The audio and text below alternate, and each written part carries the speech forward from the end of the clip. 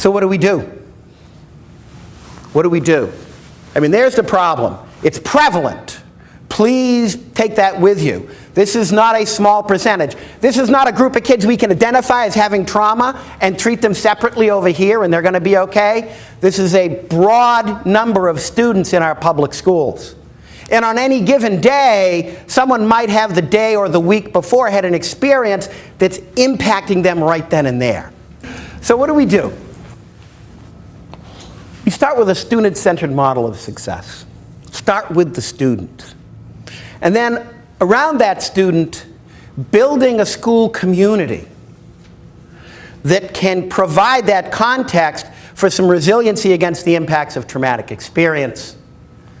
In a sense, creating a safe and supportive school ecology.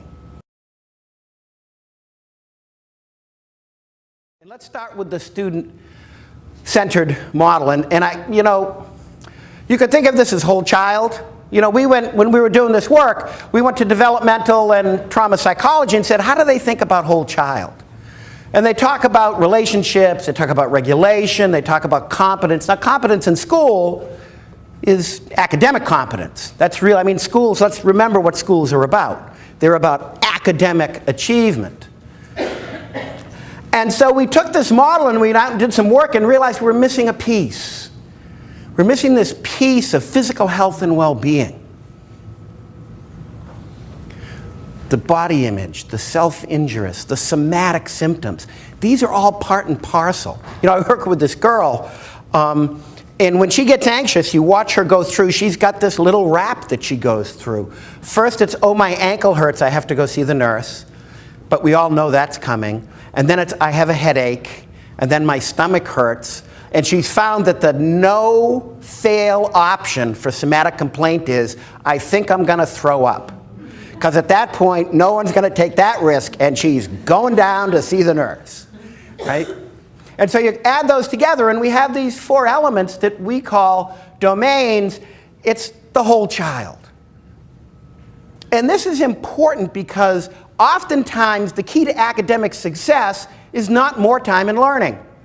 Don't get me wrong, I'm a fan of time in learning. Please don't misinterpret that. But I worked with this child in a school, in a small urban community, and he certainly had skill. If you could get him to test, he had plenty of academic skill. He did no work in class and certainly would not do any work at home, never even brought homework home. And what are we going to do? What are we going to do? And he had behavior charts and check sheets and motivators and nothing. And so we stepped back and said, well, let's think about him in terms of relationships, self-regulation, academic skills, health and well-being. And when we started looking at that whole child, there was a huge hole in his relationships. No peers, no adults, in school, out of school. This kid was disconnected. He was unrelated. And so then we said, well, what's he like? And he visioned himself, he was in a grammar school, a K-8 school. He was a 5th grader, and he visioned himself a basketball player. And the basketball coach, this really cool guy, who did some part-time work in school, just kind of big brother with kids, just sort of like mentor kind of guy. And they asked him, would you be willing to spend some time with? Sure. In fact, I could use someone to help me on the basketball team. Why don't you have him come help me? He'll become my right-hand guy. And so he created relationship with this kid in an area where this child was very excited to be.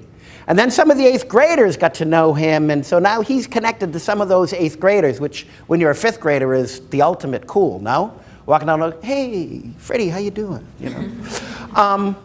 And as his relationships improved, and the coach made sure that once he was connected with this child, he expanded that to the assistant coach, to teachers who in the school who this child interacted with. And as these relationships developed, guess what? He was doing work in school. He was getting work done. It was about relationships. It was about looking at that whole child and understanding where this child is. Now, I should also warn you, he never really got on the homework bandwagon. But we consider it success anyway because in school, he's a bright kid, he's got good skills, and he's doing the work in school, and they do quarterly tests here. They're in RTI schools, so they're constantly doing those quick check-ins, and he is progressing with his classmates. He's doing fine. So that's whole child. Now let's get to community.